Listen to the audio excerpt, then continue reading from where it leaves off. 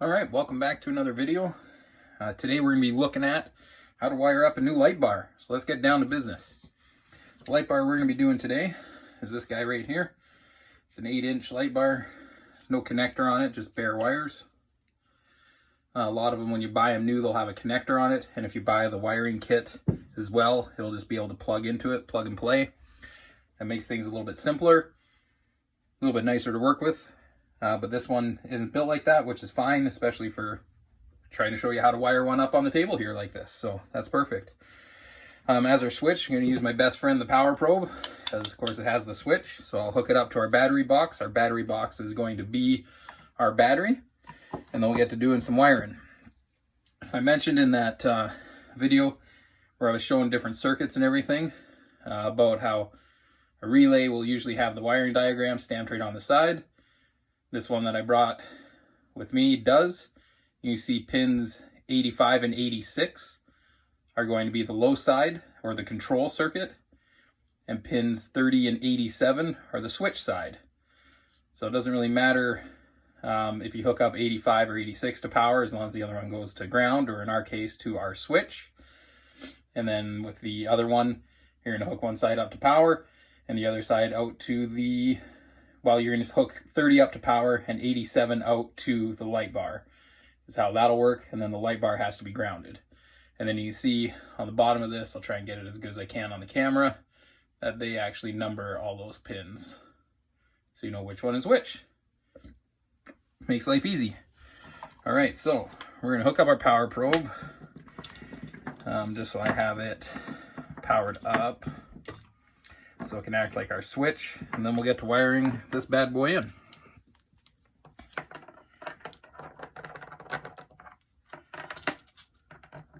All right. Okay, so all this extra wiring mess here in the way. Let's see if I can clean that up a little bit at least. Get that out of the way. Perfect. All right. So you don't have to worry about those two wires off the power probe. The only reason they are there is so that my power probe has power, so it can do its thing, and really all I'm going to do is use it as a ground. But I still need it hooked up like that for it to be able to do that. All right, so our relay. So let's address the control side first. Pin 86 we're going to want as our input. Pin 85 is going to go out to our switch, aka our power probe.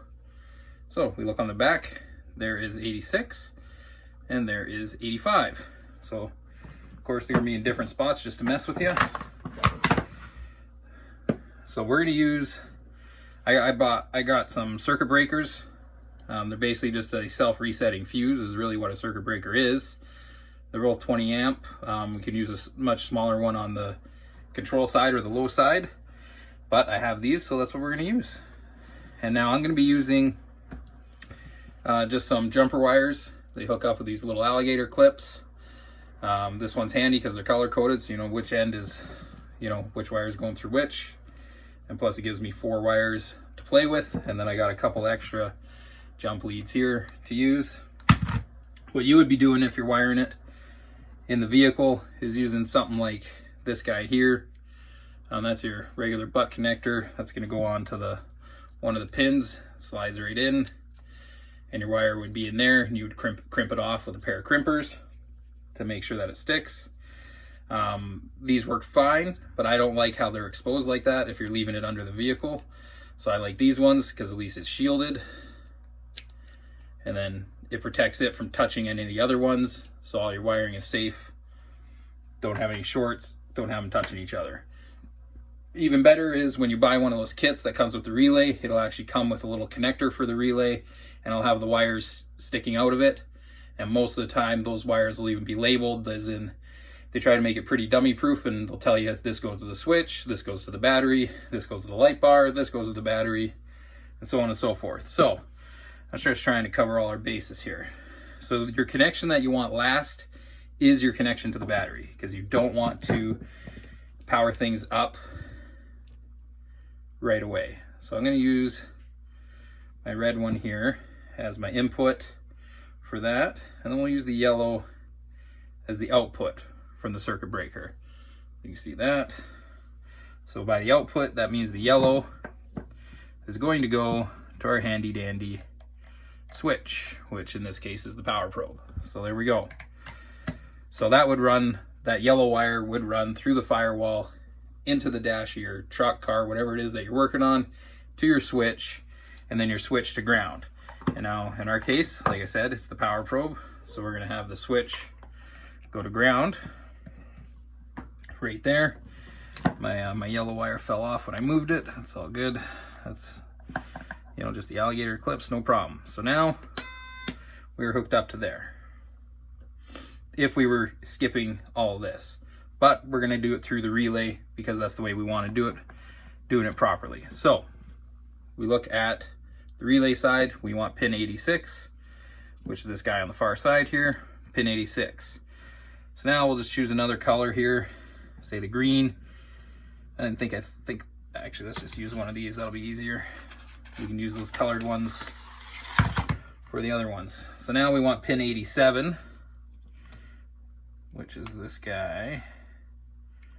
No, 87 is the outlet, sorry, I misspoke. 85 is what I wanted. There we go. That was for the high side. Almost messed up our whole wiring before we even got going. There we go. 85 is what I'm gonna run to the power probe, and that'll let me keep this out of the way a little bit too, rather than the wiring all convoluted like that. All right, so that has us fused and has us to the relay and has us to our switch. Our switch should technically now be working. We should be safe to hook this up to power. I'm just not going to do that quite yet, simply because I want to make sure that we are all hooked up with the rest of the circuit before we do that. So, moving on, we got ourselves our next fuse, which, let's see, go to, why did I use that yellow? I'm being silly here. There we are, there's the yellow. The red can go to power if I can get it that long, but these are pretty tight. I didn't think of that when I brought these jumpers home. Maybe I should have used different ones actually. Actually, I do think I got another set here. Why don't we be smart about this? Let's have a look.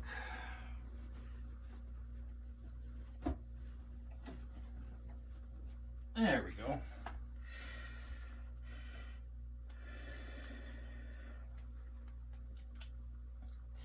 There we go. That makes me feel a little bit better. I'll be able to hook that one up just straight to our battery box. Really, I'm going to use it off of the connector there, which is fine.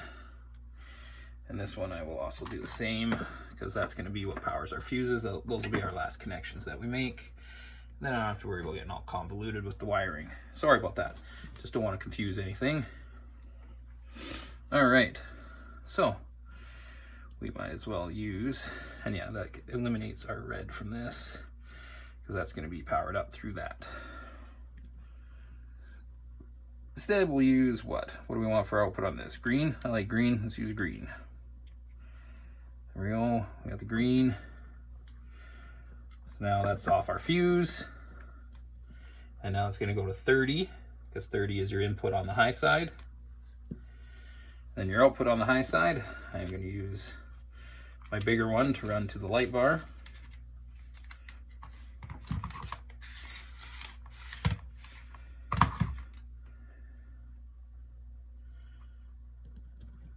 Right there. And now that's going to go to the power side of your light bar. You want the other side grounded, of course. And the other side, I'm going to use my power probe as the ground, because I have it here and the luxury of it. I have that hooked up to ground on the battery box, but I don't actually need to. That should work like that. So now the relay's hooked up, both the fuses are hooked up, we need to make our final connections. And like I said, you want to do the battery kind of last, just in case you did something wrong. In my case, the biggest thing I could do wrong is I don't want any of these things touching, because then they're just going to short out to each other. So now it's letting me know that I've got power there. So that's telling us, here I'll shut the beeper off. So I have a complete circuit because I just hooked up my fuse. Perfect, that's exactly what we wanted. So now let's hook up the other jumper to my other fuse, or circuit breaker in this case. So now, if we activate our switch, all things being equal, we should get a light bar. So, ta-da! Ta-da! Look at that. So, it works perfectly. I know the wiring's a mess. I apologize for that. It's just the table I have available to use. But the bottom line is, your battery goes to the fuse on both sides of the circuit. Your control circuit is your switch side, which my switch is this rocker switch right here, which happens to be my power probe for simplicity's sake. That goes from the relay on pin 85. 86 is from the fuse. 85 goes out to the switch, and then the switch to ground. Your chassis ground, whatever, underneath your dash. Find something good. Been over that before. And then the other side, your high side, which is the light bar side, same thing. You got your power, runs to your fuse. Your fuse goes out to the relay, in this case pin 30, the input side of the internal switch in the relay. Pin 87 is your load, or the output side. So in this case, I just use this handy retractable jump lead out to the light on the power side, which is on red. And then we got a ground hooked up to our chassis ground, which lets us power up our light. There you are. And in this case, you got to hold the rocker switch because, well, it's my power probe. But if you had that switch in your car, you just turn the switch, that turns on, for your truck or whatever. So there you go. You can see it all works. I'm going to shut off my battery box, so now I don't short anything out while I'm disconnecting. But the bottom line is, that is how, in theory and simple, how it is to wire up a light bar on your vehicle, or any other accessory lighting, backup lights, whatever it is that you want to do. You can also use it for other accessories, like if you had a truck with a slip tank in the back that you had to run the fuel pump on and you need a switch and everything. You would wire this the exact same way. It's a great way of wiring things. It's all safe.